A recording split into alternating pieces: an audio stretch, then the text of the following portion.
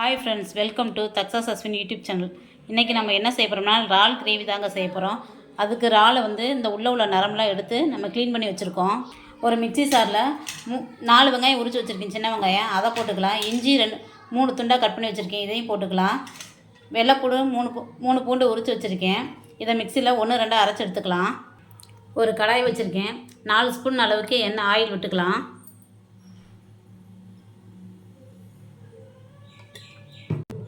அரை ஸ்பூன் அளவுக்கு சோம்பு போட்டுக்கலாம். பெரிய வெங்காயம் 2 வெங்காயம் கட் பண்ணி வச்சுருக்கேன், 2 வெங்காயம் அதை போட்டுக்கலாம். 3 பூண்டை கட் பண்ணி வச்சுருக்கேன், அதையும் போட்டுக்கலாம். கொஞ்சம் கருவேப்பிலை போட்டுக்கலாம். 2 பச்சை மிளகாய் கீறி வச்சுருக்கேன், அதையும் போட்டுக்கலாம். அரைச்ச இஞ்சி பூண்டு வெங்காய விழுதுகளை போட்டுக்கலாம். அரைச்ச இஞ்சி பூண்டு வெங்காய விழுதுகளை போட்டுக்கலாம். இந்த ஸ்டேஜில் 2 தக்காளி கட் பண்ணி வச்சுருக்கேன், அதையும் போட்டுக்கலாம். இந்த ஸ்டேஜில் உப்பு கொஞ்சம் போட்டுக்கலாம். தக்காளி அப்போ தான் நல்லா வதங்கி வரும். தக்காளி நல்லா வெந்து வந்துருச்சு. இந்த ஸ்டேஜில் அரை ஸ்பூன் மிளகாத்தூள் போட்டுக்கலாம். அரை ஸ்பூன் மல்லித்தூள் போட்டுக்கலாம்.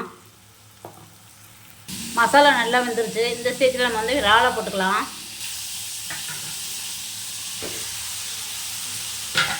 போட்டு நல்லா மிக்ஸ் பண்ணிக்கிடுவோம்.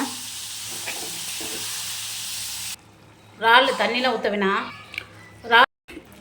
இறால் சீக்கிரமாகவே வெந்துடும். இறாலில் உள்ள தண்ணியே போதும், தண்ணிலாம் ஊற்ற தேவையில்லை. சூப்பரான இறால் கிரேவி ரெடி ஆயிடுச்சு. இதே மாதிரி நீங்களும் உங்கள் வீட்டில் ட்ரை பண்ணி பாருங்கள். தக்ஸாஸ் அஸ்வின் யூடியூப் சேனலுக்கு லைக் பண்ணுங்கள், ஷேர் பண்ணுங்கள், சப்ஸ்கிரைப் பண்ணுங்கள்.